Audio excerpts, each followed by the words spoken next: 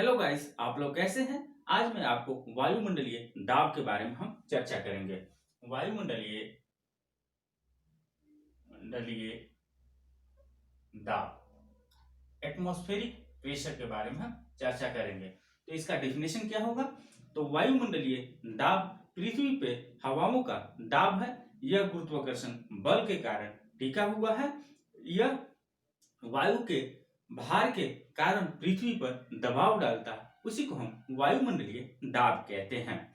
तो वायुमंडलीय दाब को नापने के लिए बैरोमीटर का उपयोग किया जाता है, लेकिन वर्तमान समय में 14 और एरिनोइड नामक यंत्र द्वारा इसको मापा जाता है। तो बैरोमीटर का अचानक गिरना, इसका मतलब आंधी तूफान का निशान होता है। और बैरोमीटर का धीरे धीरे गिरना और फिर से ऊपर उठना, इसका बारिश का संकेत है। लेकिन जब बैरोमीटर में पारा जब धीरे धीरे ऊपर चढ़ने लगती है, तो वो चक्रवात और प्रति चक्रवात का ये निशान है, यानी संकेत है। तो अब हम आइए आपको बताते हैं कि वायुमंडलीय दाब को प्रभावित करने वाला कौन कौन से कारक हैं। तो ये वायुमंडलीय दाब को प्रभावित करने वाला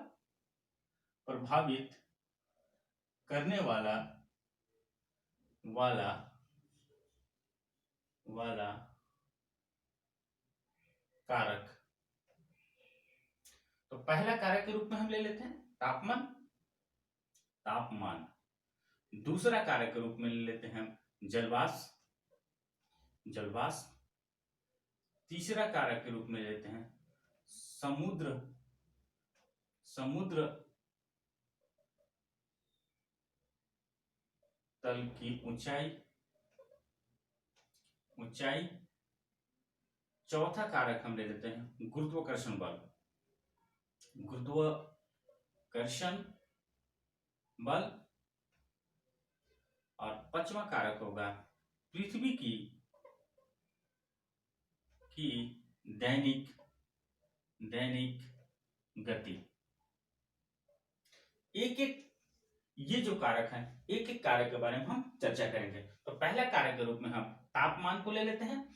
तो तापमान जैसे जैसे बढ़ता है, वायु वो क्या होती है, फैलने लगती है। जब वायु फैलेगी तो उसकी क्या होगा, घनत्व कम होगा और आयतन अधिक होगा। इसके विपरीत होता क्या है कि जब तापमान घटने लगता है तो वायु क्या होता है, सिकुड़ने लगती है और उसकी आयतन क्या होगी, कम होने लगेगी और घनत्व क्या होगा, बढ़ने लगेगा। जैसे उदाहरण के तौर पे हम ले लेते हैं कि भूमध्य रेखा पर जो सूर्य जो होती है वो ताप ज्यादा पड़ती है, तो वायु वहां का फैलने लगती है, यानी कि वहां गर्म होकर फैलने लगती है और वहां पे घनत्व क्या होगा, कम होगा। और जैसे जैसे आप इक्वेटर से आप पोल की तरफ यानी कि उच्च अक्षांशों की तरफ आप बढ़ने लगेंगे, तो वहां पे वायु क्या होगी, ठंडी होने लगती है और एक ध्रुव पर जाकर वो पूर्ण रूप से बहुत ज्यादा ठंड हो जाती है। तो वहां पे सबसे ज्यादा पोल पे जो घनत्व होता है, वायु का भार होता है, सबसे ज्यादा वहां पे उपस्थित होती है। यानी कि इक्वेटर पे कम होगी वायु भार और ध्रुव पे यानी कि पोल पे सबसे ज्यादा होगा, क्योंकि पीटी पॉइंट ऑफ से क्वेश्चन यहां से उठ चुका है। दूसरा क्वेश्चन टॉपिक है जलवाष्प। जलवाष्प क्या होता है कि वायुमंडल के निचली परत पे नाइट्रोजन और ऑक्सीजन की मात्रा का जो 40% होती है वो जलवाष्प होती है, और जिसका घनत्व क्या होता है, कम होता है। और जैसे जैसे जलवाष्प की मात्राएं बढ़ने लगती है, उसकी घनत्व क्या होती है, कम होने लगती है। तीसरा पॉइंट क्या है, समुद्र तल की ऊंचाई। तो समुद्र तल की ऊंचाई में होता क्या है कि समुद्र तल के एक लेयर जो होती है सरफेस तक, उसकी जलवाष्प की क्या होती है, मात्राएं बढ़ती है। और जैसे जैसे समुद्र तल की ऊंचाई यानी कि ऊंचा आप चलते जाएंगे, तो जलवाष्प की मात्राएं क्या होगी, वो घटते जाती है। नेक्स्ट पॉइंट क्या है, गुरुत्वाकर्षण बल। तो गुरुत्वाकर्षण बल में वायुमंडलीय दाब पे इसका सबसे बड़ा महत्वपूर्ण योगदान होता है। तो गुरुत्वाकर्षण बल सबसे ज्यादा पृथ्वी की यहाँ पे पोल पे लगती है, तो वहां पे वायु भार क्या होगा, सबसे ज्यादा होगा। और जैसे जैसे आप इक्वेटर की तरफ आएंगे तो वायु भार घटता जाएगा और जो भूमध्य रेखा यानी विषुवत रेखा पर सबसे कम वायुभार उपस्थित होते हैं यानी होता है। नेक्स्ट पॉइंट क्या है, पृथ्वी के दैनिक गति। तो पृथ्वी की दैनिक गति में होती क्या है कि जब पृथ्वी अपनी अक्ष पे घूमती है यानी रोटेट करती है तो उस पे अपकेंद्रीय बल का प्रयोग होता है। तो अपकेंद्रीय बल जहां पे अधिक होगा यानी कि पृथ्वी के जो पोल पे होता है अपकेंद्रीय बल ज्यादा लगती है तो वहां पे क्या होगा, घनत्व कम होती है यानी कि वायुभार वहां पे कम होगा, सॉरी वहां पे ज्यादा होगा और अपकेंद्रीय बल इक्वेटर पे यानी कि विषुवत रेखा पर कम लगती है तो वहां पे वायुभार कम होता है। तो अब हम आइए बताते हैं कि इसकी अपकेंद्रीय बल के बारे में थोड़ा सा डिस्कस कर लेते हैं कि अपकेंद्रीय बल होता क्या है। ये देखिए पृथ्वी अपनी अक्ष पे रोटेट कर रही है, अपनी अक्ष पे रोटेट कर रही है। तो ये देखिए रोटेट कर रही है, एक फोर्स अंदर की ओर लगाता है, इसको हम अपकेंद्रीय बल बोलते हैं। अपकेंद्रीय केंद्रीय बल। और जो बल बाहर की ओर लगता है वो बल होता है अभिकेंद्रीय बल। अभिकेंद्रीय बल। अब हम आपको वायुमंडलीय पेटी के बारे में हम बताने जा रहे हैं यानी कि प्रेशर बेल्ट के बारे में हम थोड़ा सा चर्चा करेंगे। इसके बाद हम क्वेश्चन देंगे। तो प्रेशर बेल्ट में आप लोग देख लीजिए किस प्रकार से प्रेशर बेल्ट बनता है इसका। ये देखिए पृथ्वी है,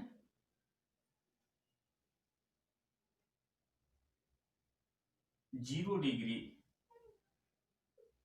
ये इक्वेटर है, 5 डिग्री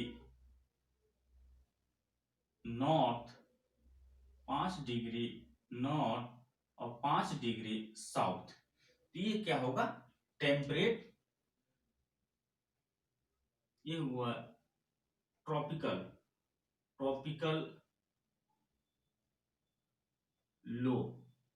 लो प्रेशर बनाएगा यहाँ पे।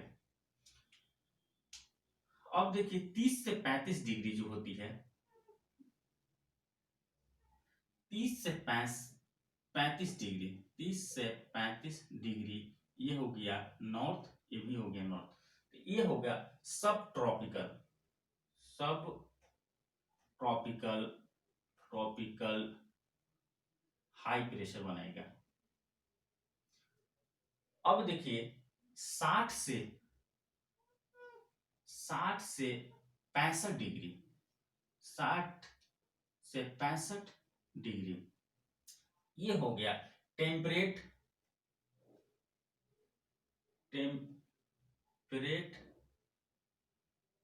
लो होगा। और यहां पे 90 डिग्री यानी कि पोल है, तो यहां का पोलर हाई होगा। तो ये हो गया नॉर्थ, ये हो गया आपका साउथ। इसी प्रकार से आप साउथ में भी चले जाएं तो 30 से 35 डिग्री, 30 से 35 डिग्री ये हो गया साउथ। और 60 से 65 डिग्री, 60 से 65 डिग्री और ये हो गया पोल। तो यहां पे भी आप क्या हो गया, यहां पे भी टेम्परेट हो गया सब ट्रॉपिकल, 30 से सब ट्रॉपिकल हाई होगा, टेम्परेट लो होगा, लो होगा और यहां पे पोलर हाई होगा। यही होगा आपका वायुमंडल में ये जो प्रेशर बेल्ट होता है। इसके बारे में हम अगले वीडियो में हम आपको एक एक पॉइंट करके चर्चा करेंगे, लेकिन इसका चर्चा ज्यादा महत्वपूर्ण और इम्पोर्टेंस नहीं है। तो हम आइए एक आपको क्वेश्चन देते हैं इसी के रूप में। पहला क्वेश्चन के रूप में ये ले लीजिए कि वायुमंडलीय दाब को प्रभावित करने वाले कारक को वर्णन करें और मानव हस्तक्षेप द्वारा या मानव क्रियाकलाप द्वारा किस प्रकार से वायुमंडलीय दाब को प्रभावित किया है। आप लोग 200 से 250 वर्ड्स में आप लोग लिखेंगे। तो पहले इससे पिछले बार जो हमारे क्वेश्चन लोग लिख रहे हैं और हमसे जो जुड़े हुए हैं उनका प्रयास बेटर है, और इसी तरह से आप लोग कंटिन्यू रखें। और मैं इस क्वेश्चन को यूपीएससी का अप्रोच जो होती है उसके पॉइंट ऑफ व्यू से मैं क्वेश्चन दिया हूं, और यूपीएससी के जिस पैटर्न को फॉलो कर रहा है उसी पैटर्न को मैं फॉलो करके इस बार क्वेश्चन दिया हूं, और इसका आप लोग फॉर्मेट और आंसर इसके आप लोग लिखेंगे और मुझे आप पीडीएफ के माध्यम से सेंड कर दीजिएगा, और मैं उस पर कमेंट्स आपको दे दूंगा। और इसको किस प्रकार से लिखना है, आप लोग स्टैटिक पोर्शन है और इसी तरह से आप लोग अगर लिखते रहेंगे तो यूपीएससी का अप्रोच है उसी अप्रोच पे आप लोग पकड़ लेंगे। Thank you.